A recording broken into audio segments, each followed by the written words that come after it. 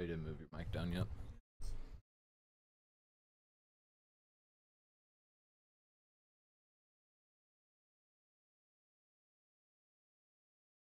Scratch it.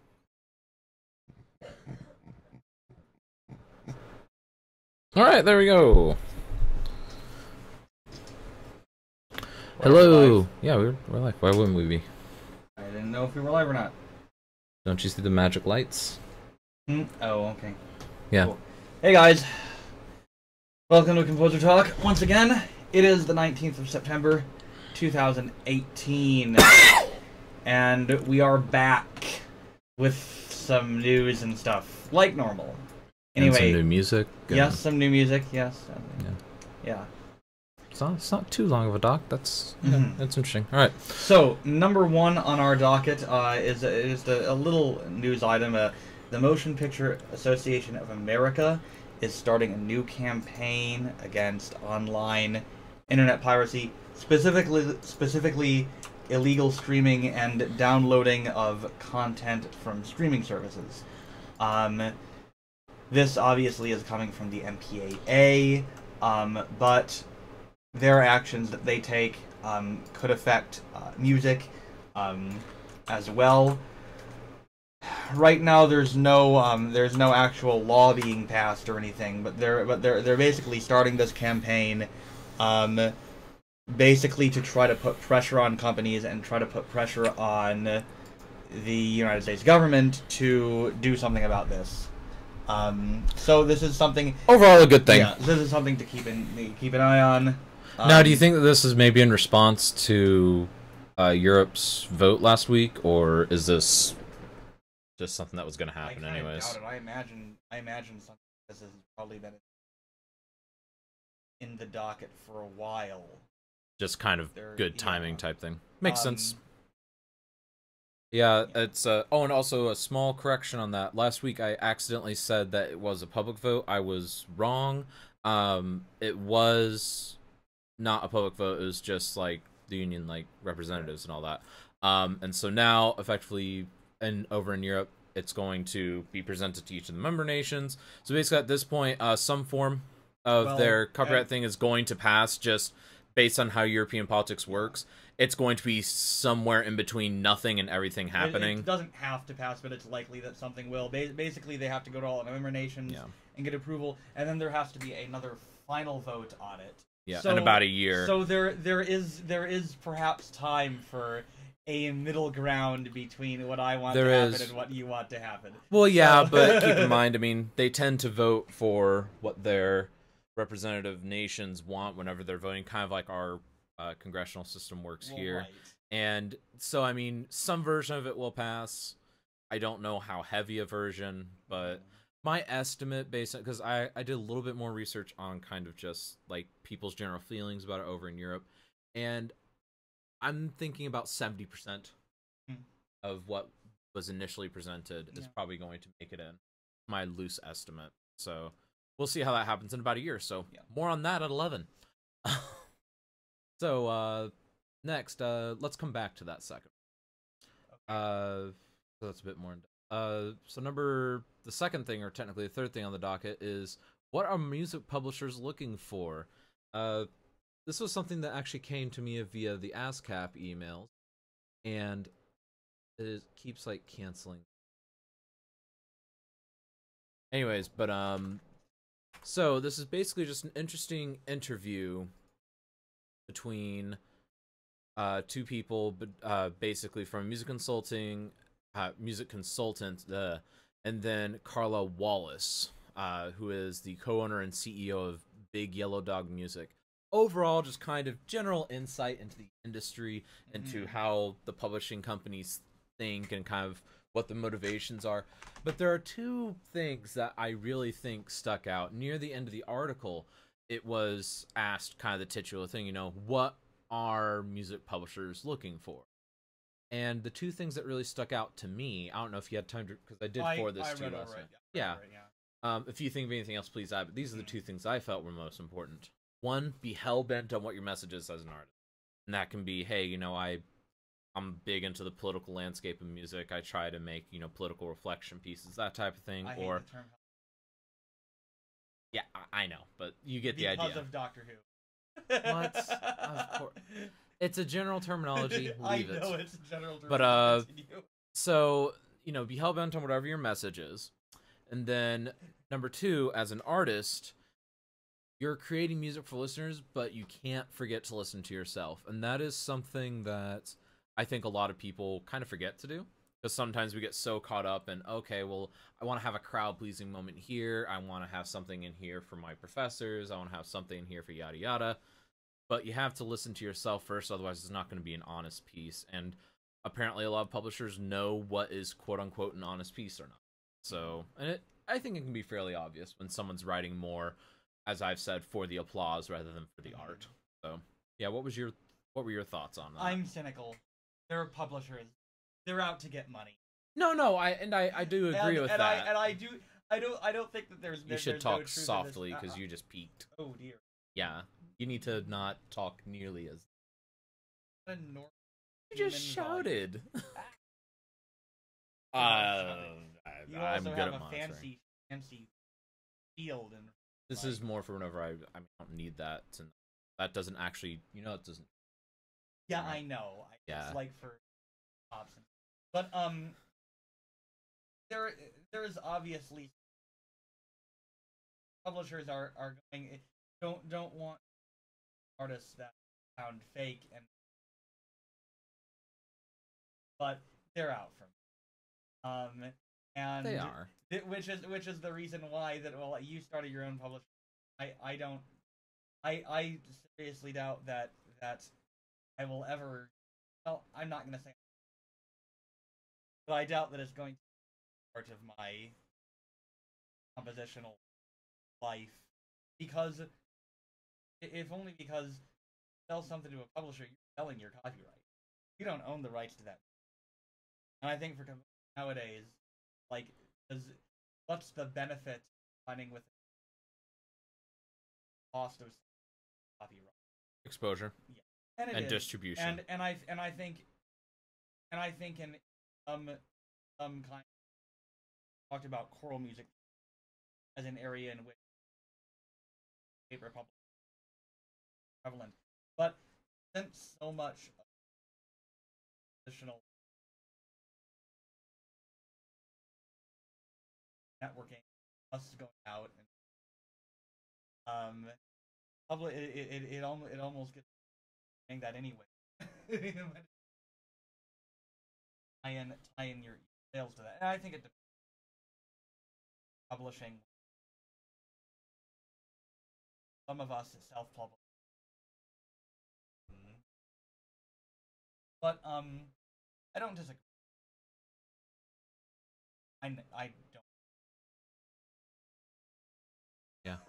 You need to make sure you talk at the mic too, because now you're like pointing away from the mic. You don't normally do that, but like you pointed this way and it didn't catch. But being being true to yourself as an artist, having a creative vision, I however am not convinced that that's what's actually getting people publishing deals. What's getting them publishing deals is maybe doing that, but more than 90% of writing music that the publishers think they're going to get money out of. Which... And that's fair, but I think there is something to be said, because a lot of people do still, for some reason, choose to go through traditional publishers. Mm-hmm. You're the bottom meter, so you can keep track of that. Right. A lot of people still do, and I'm looking at this not just as, I'm looking to get published. I'm looking at this more for general accessibility and general kind of, I guess, awareness of your music. And because publishers are humans, and humans, they can tell when someone's message is a little more pure versus a little more commercialized. Mm-hmm. They can tell when, you're writing an honest piece or not. And so I think it's some pretty valuable insight. And regardless of whether you're doing the self-publishing route or, going the traditional publisher, these are things to keep in mind. And I think it's overall just a good thing to be aware of, because, I don't know, a lot of us do kind of forget, because a lot of us occasionally do write for the applause instead of writing for the art. And that is not a good thing. Don't sell out. Don't sell out. Unless you're offered a substantial amount of money, in which case act like you're selling out, but don't. Convince them. I had one of the teachers at what's it called, St. Mary's Composition Intensive was like, you have to you're working with somebody, you have to convince them that it was their idea. Especially when you're working on a collaborative project like film or video game music. There's I don't, if any of our and even outside of composition, that's true. Like a lot of my stuff that I do, even stuff like ensemble work and all that, I often will pass off something as, yeah, you know, this was your guys', you know, desire to do this, when it really technically wasn't. And also it kind of adds to a validation factor. If I tell you, hey, the sky is pink, you're just gonna look at me like I'm insane. But if I tell you, hey, I read an article that was writing about how the sky is pink now, you're going to give it an extra couple bits of thought, because it's like, wait, there's a piece of literature on this? And so it's just a human psyche thing of, if it isn't the human that you're interacting with this idea, you automatically, whether you know it or not, your brain adds a small amount of legitimacy. It's a very strange psychological thing. I'm not even ashamed of this, but I've actually kind of tested that in classrooms. I have tested as a student. I've tested it by saying two things that are basically of equal value, but both equally kind of edgy, like, wow, people might not know that. And if I just say it as something that that I know, or something that's my opinion, people are a lot more skeptical. But if I say something of the same kind of caliber and about the same thing the next day, but I add, oh, according to X, even if I make up the X part, people actually take it seriously. It's the appeal to authority. I mean, saying, if you just say something, then it's just your opinion. But if you say something and you have corroboration from another source, or a source that is even if you don't check the source, has more of an expertise, I think that it makes sense that somebody, a professor is gonna, they read it somewhere, so that's, lends more credence to the idea than if it's just one of my students spouting their mouths. Right, and I think it's kind of unfortunate, because sometimes students have really creative things that they can say, but they can't because people think that they're stupid. So, well, we all have our cognitive biases, and personally, my approach is to just be honest. If I want to say something and it's my idea, I say that it's my idea. That's generally mine too. I tried this experiment about halfway. Sometimes it's nice to do a little experiment to see. You should try it sometime. What works. Like, there's a certain professor that you're taking a class with that, you know how argumentative or how anti-new idea they can be. It might be worth a try, because she's actually one that I had some success with this experiment. It's pretty universally successful, but hers were the most interesting results. I don't know.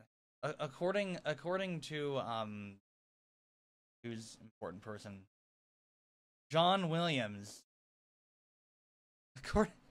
According to John Williams, Beethoven was actually just 3 little kids in a trench coat. No. What you do is, like, for this experiment, what you have to do is you have to say something along the lines of, at least this is how I did it, is I said something like, I was doing research on the subject, and I came across the idea of. Because that way, you're not outright claiming that you read it in an article. You're not outright claiming that someone else said it. You are being truthful in that, you've been doing research on the subject, but you're alluding to the fact that, you discovered this, but really you can discover a thought within your own mind. So it's just an interesting thought experiment. Yeah, and I'm not encouraging to go around and BS your teachers and all that. This basically just proves that people have strange kind of, I guess, allegiances in their mind to, like, where they want to set their kind of chips and who they want to believe. So we all have our biases, and ultimately the ones that are most important to reveal are our own. So test yourself too. But that was an interesting bit of news there. Anyway, so posters looking for in general, just kind of be honest and all that. It's interesting article, worth a read. All right. So the next thing, the Arch of Milan. This is actually a very recent edition. I don't know if you've seen this. No.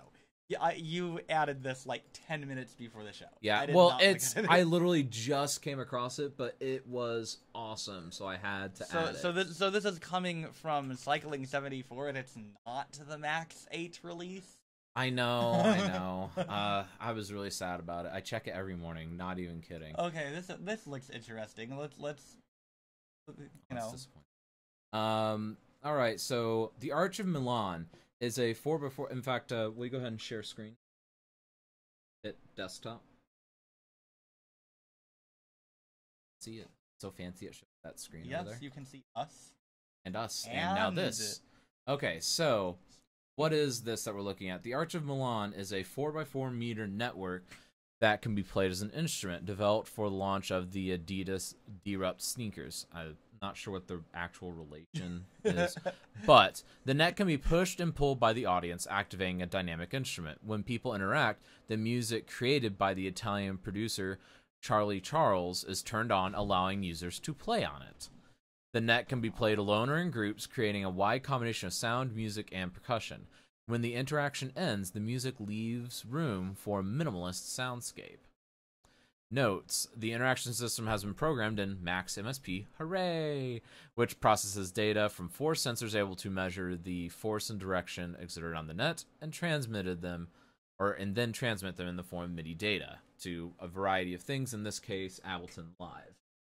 So, yeah, that's like really cool. Oh, yeah. Yeah, it is unfortunately under copyright, so I'm not going to attribute it by playing the sounds, but I would encourage you to just look up the Arch of Milan, and it is quite interesting, like the kind of cool ideas, and I really want to do an installation piece. Like, I've got so many cool ideas for them, but it takes so much to get a good installation like this put in. There's a lot of work into it, and you have to find a venue that will do it. And it's typically either a permanent or a long-term thing. Right. It's like you've got to have people sold on it. You can't just wake up one morning and decide to do it. Installations are great for composers and artists because they can last forever. Well, yes, and people interact with them outside of the social boundaries of the concert hall. So their guard isn't as up about music. It's just this cool thing. Yeah. They don't necessarily come at it with the same set of expectations. I've actually thought about having, like, as an opening title in November, have kind of a generative piece that is based on the people walking in. Like, have a camera or something sit there and detect. Like, as you walk in, it changes the piece. And, like, I open the concert with your music as you came in. That was generated by you. Do your spectral thing. And you could like change the parameters of it based on the people walking in. That could be cool, yeah. As long as it doesn't overload. It won't overload because I'm actually good at it. Anyway, so yeah, that's a really interesting project. I can't wait to see if I end up in Milan, I'll check it. Yeah. There's actually a cool set of installations down in Dallas. It's intended for children wanting to make music. Yeah. I want to say it's about a mile away from my aunt's house in Irving, and she took me there one time. She thought I'd think it's cool, and effectively, it's just a bunch of outdoor musical of, like, keyboard percussion type, and it also has a set of kind of pipes that whistle whenever the performs, so it creates music. Yeah, it's quite cool. Sometimes kid stuff is the best kind of stuff. I feel like they had something like that at, like, the St. Louis Science Center. They do. I know what you're talking about. It's probably not quite as... Basically, that thing was limited a little bit to kind of, like, more not mallet percussion, but more just beater type stuff. Yeah. Which I kind of liked it whenever I was little, but I also wasn't as into music then, so I didn't really pay as much attention. Well, the Science Center also just has some sound things. It has some cool sound things. Interesting. Yeah, I do remember that thing from whenever I was little. I really do. I was very little whenever I was there. But yeah, sometimes stuff made for kids is the best kind of stuff. Didn't we just talk about an opera for babies on here a couple months ago? Oh yeah. See, kids I kind of want to watch the baby opera just to see what it's like. Like, what would an opera for babies be? All right, so what's happening in the world of new music? Some new recordings coming out this week. Number one, from Noxos Recordings, a collection of vocal music by the composer Toivo Tulev. The collection is entitled Magnificat, and it's a collection of choral pieces. Are you sure it's not Magnificat? Magnificat. There's multiple different pronunciations, and depending on if you're using ecclesiastical or classical Latin, I'm not going to get into this. It's a collection of vocal music. I was taught Magnificat, so. Inspired by religious mysticism. So obviously you have the setting of the Christian text, the Magnificat. You have a setting of, I think, some Muslim text by a Sufi poet. So some interesting stuff on here. Toivo Tulev is an Estonian composer. So I turned it out. I heard Estonian composer mysticism. I was expecting like Arvo Pärt, but it doesn't. He doesn't really sound like Arvo Pärt. It's very it's very contemporary choral music, but there's some interesting stuff. So check this out. Next up, Navona and Ravello Records put out their monthly releases this week, which isn't really news. It happens every month. But I did want to bring up a couple new works released on the Navona and Ravello labels that feature pieces by some of our professors and colleagues. So the Pedroia String Quartet on the Navona label released an album called Quadrants Volume 2, which is contemporary string quartets, basically.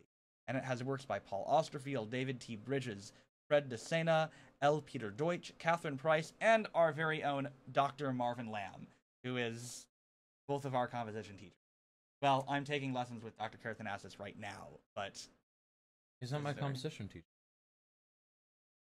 Right. Yeah. He's your dissertation advisor. Oh. I'm done with composition. So lessons. technically, I'm still dealing with this. Technically, right now he is neither, but he is my mentor. He's my mentor. He's still our mentor and our teacher, even if neither of us have relationships with him right now. Congratulations to Dr. Lamb. And great composer, very wise man. Yeah, he certainly. I might question his methods sometimes, but I will be lying if I said I'm not going to use them on my own students in the future. Like he might be mean, but it works. And you've experienced some of that, where it's just like, really, you tell me now? Why? This would have been useful 2 months ago. I haven't really experienced that much. I got that with Dr. Sharp at Drury. Like, we'd catch something. I go, why did you tell me this before? He's like, I didn't see it before. Oh no, see, Dr. Lamb's evil. Like, once you come to certain things, he'll like, I subverted one of them with you by warning you about the fact that people for some reason don't like responding to emails from people they don't know here. I subverted that one from you, but occasionally Dr. Lamb will just like, he'll tell you afterwards, oh yeah, that's the reason why that movement doesn't work. Just so you know, it's like, you told me, like, I mean, come on, man. Like, Nick, you heard Nicky complain about it. Like, he does it. Maybe he's done it, you just haven't noticed it. Or no, what he's gonna do, he's gonna save it for the dissertation. I'm gonna go and defend, not the dissertation, the thesis. I get him mixed up. I'm gonna go in and defend my master's thesis. He's gonna be like, this doesn't work. And I'm gonna be like, what? Why didn't you tell me this before?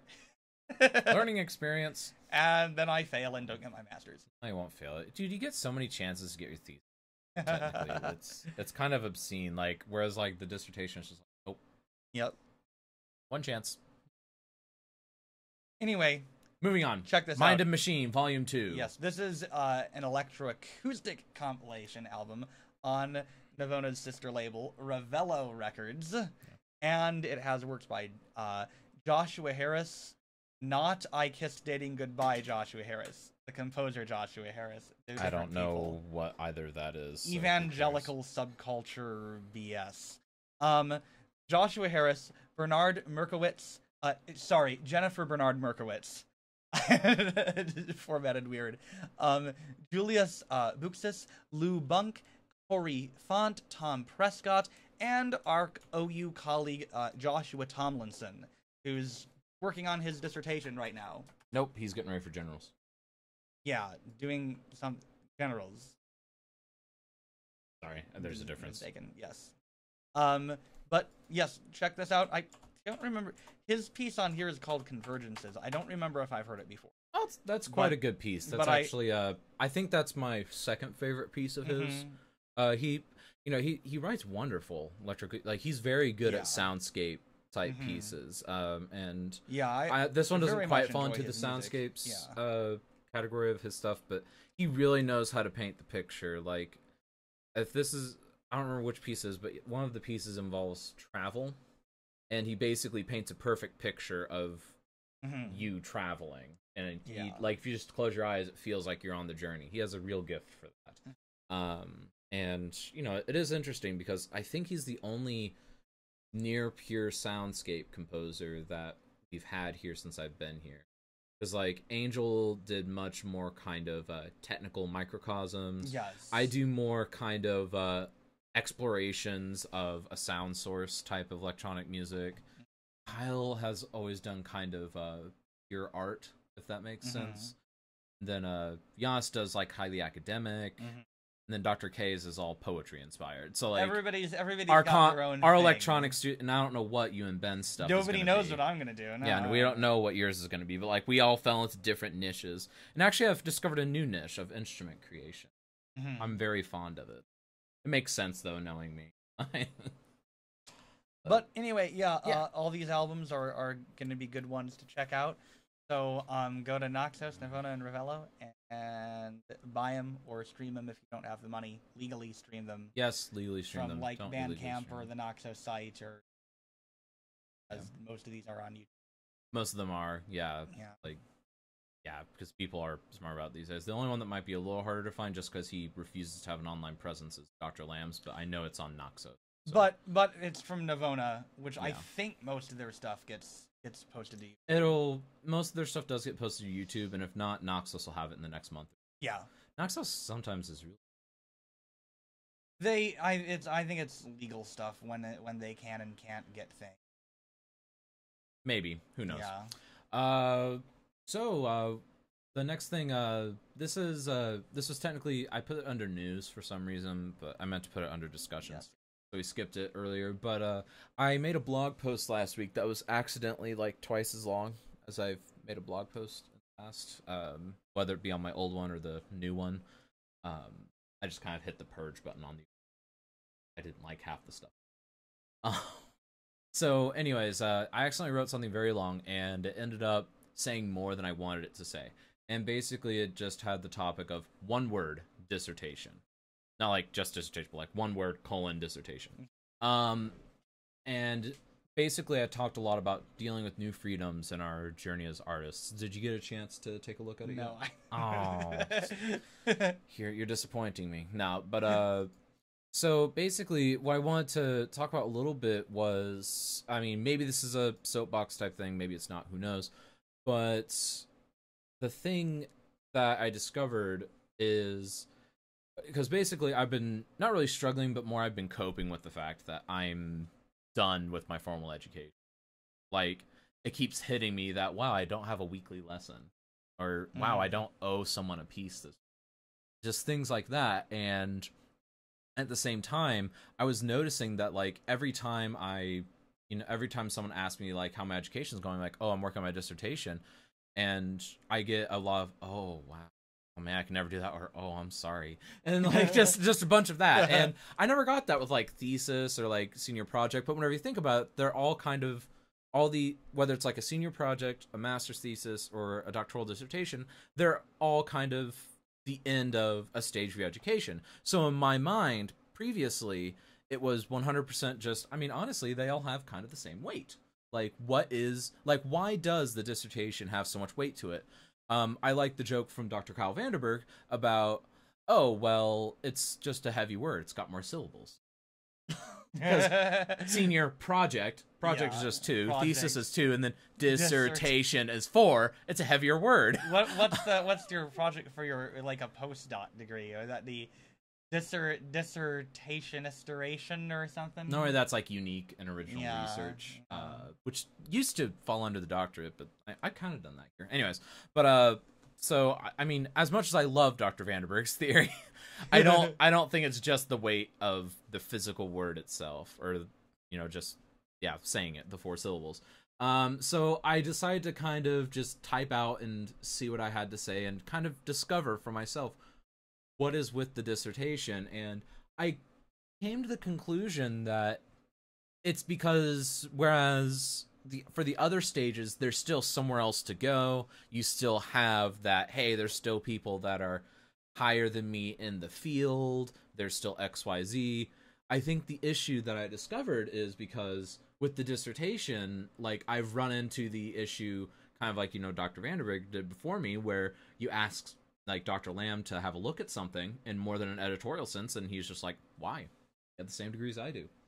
And it's like, well, shoot. I can't do this anymore. I can't just... There's no one obligated to have my ideas bounce off them anymore.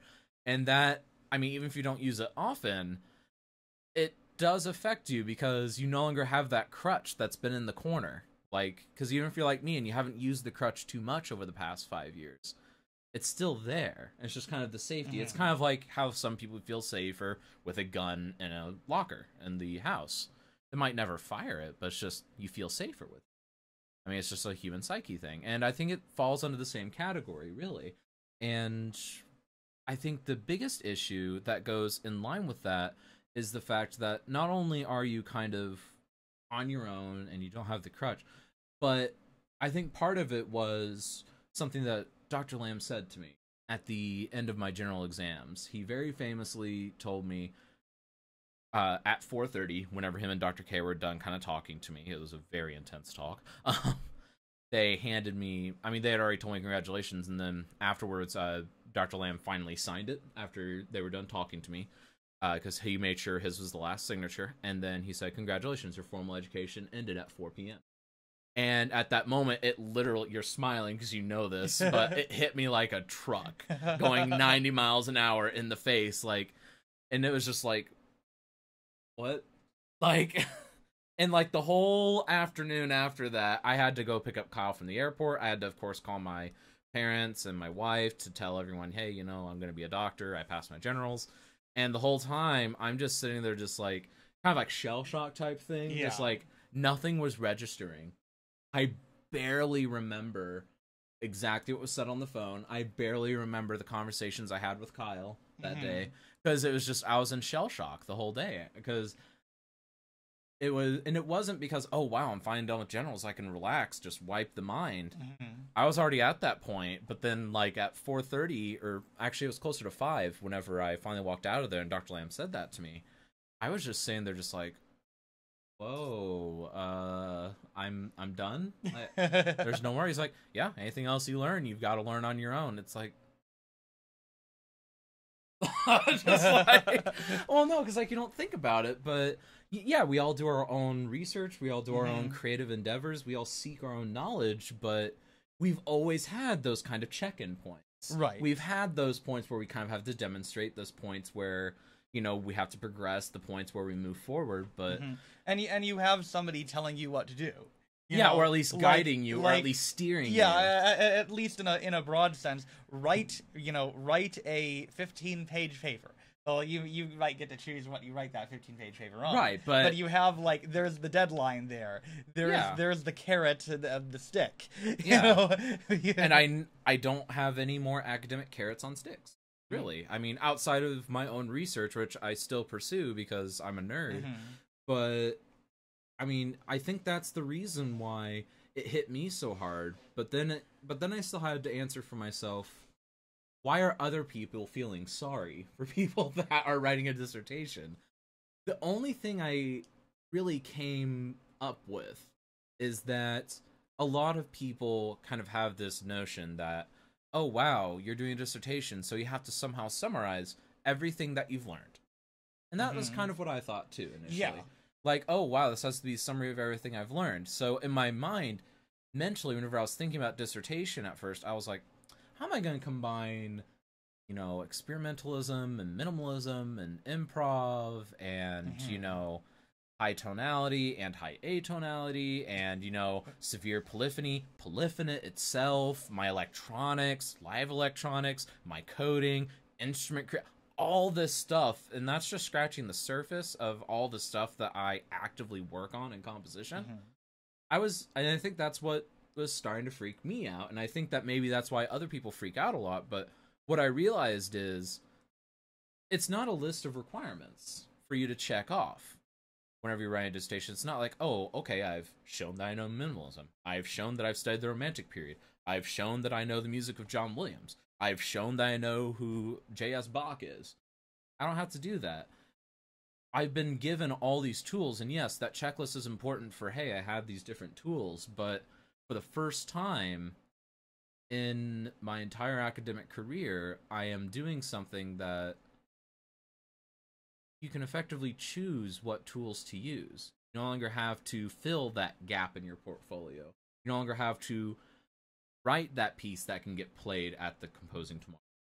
You no longer have to do something that your professor will. So I think that's kind of what my realization was. Everyone thinks that's this massive checklist that you have to summarize all your education. It's like, no, you just have to show that you have a good education by selecting tools properly and executing them. So it'll help me through that. But yeah, so that's in summary why I think the dissertation has so much. Because people assume that it's this giant checklist. Because yeah, your senior project is typically a checklist. Hey, you've got to fill XYZ requirements. Your thesis is roughly that, but not nearly as. Basically like, hey, you got to show that you learned something. But then the dissertation, it's literally just kind of an open book. You got freedom. You have all the tools. It's up to you what to do with them. So, yeah, what are your thoughts on that? I think I did a pretty good job of summarizing that. I've never written a dissertation, so I don't know what it feels like. But I think what you say rings true. I mean, whenever you are given a great deal of freedom, there's a certain surprise there that is something to get used to, and I think there can also be a little bit of terror in the freedom for some people. So for some, the fact that there are no requirements may be what gives the dissertation so much weight for them, because it's like, nobody is telling me what to do anymore. Yeah. What am I gonna do if nobody tells me what to do?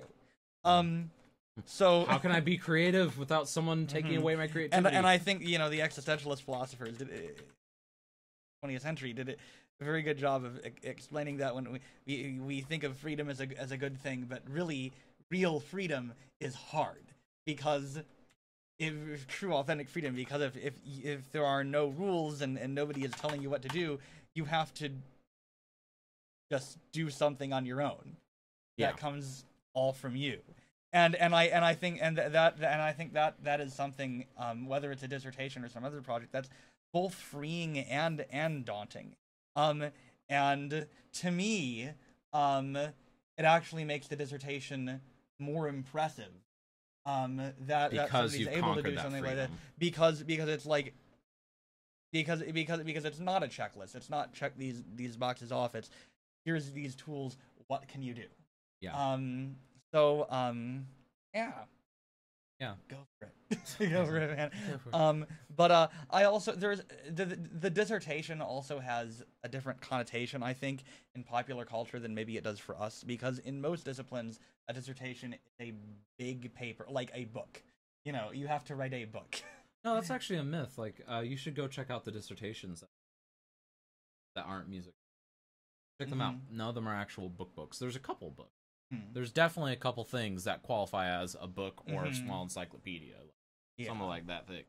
But most of them are about half of them are the width of this Thor Blu-ray. Like, but that is the popular. Yeah, it is the popular idea of what a dissertation is. And for us composers, a dissertation is, I think, something different, because I think there's a lot of people who have passions about their particular field, and the writing component of their degrees is really not what they're there for. They're there for they're there.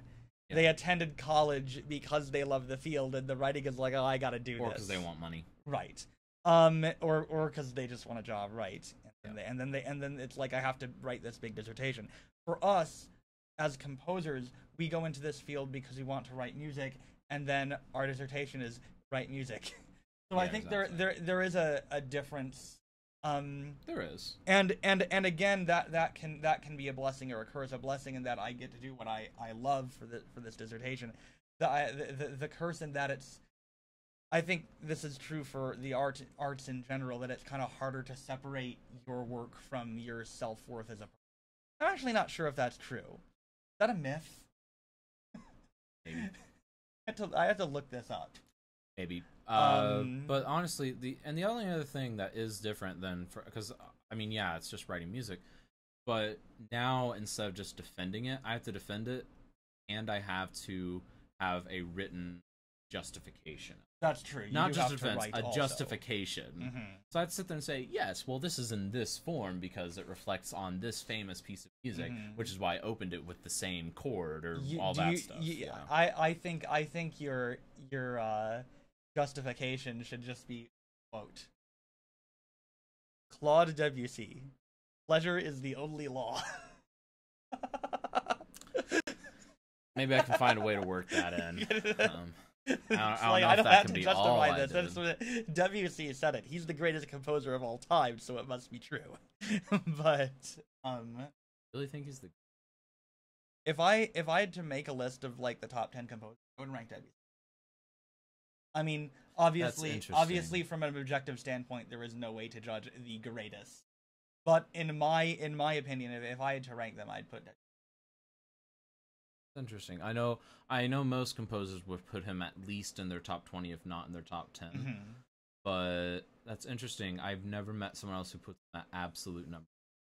I think that if you look at Debussy's, we're going to talk about this now. If you look at Debussy's position in the history of music and the magnitude of what he was, given the tradition he inherited, and then just the quality and craft of the produced, I think he absolutely deserves to be ranked at the same god tier of, your Mozart and Beethoven. I know you're not a big Bach fan. He generally gets ranked in that tier. And personally, there's a difference between quantity and quality. Just saying. Well, and I think with Debussy, what maybe prevents some people from ranking him as high, besides just the prejudice in favor of people who are deader, is that he doesn't have the quantity of output that a composer like Mozart does, and he doesn't necessarily have as much. I guess he is a diverse and I can't remember the word. It's not diverse, the word I'm trying to use. Versatile composer, versatile. But not necessarily the versatility that something like Mozart does. Mozart, number one in the. But you know what? Next week we're gonna have a discussion about how to rank composers. Is there a good way to do it? I think that'd be a good discussion topic. Yeah, I think that'd be fun. Yeah. Anyway, so it's cutting a little short today, but that's actually about it for Composer Talk today. Few news bits, couple new interesting things, and hopefully a little bit of insight into kind of, I guess, the creative process as you get further into your academic rigor. Any closing thoughts on anything? Nope. We're done. Yeah, we're done. It's a shorter show today. Yep. All right. Thanks for tuning in. Send us your hate mail. We will see you guys next time. We don't say next week anymore. Say next time. All right. Peace out. Bye. Show red. Now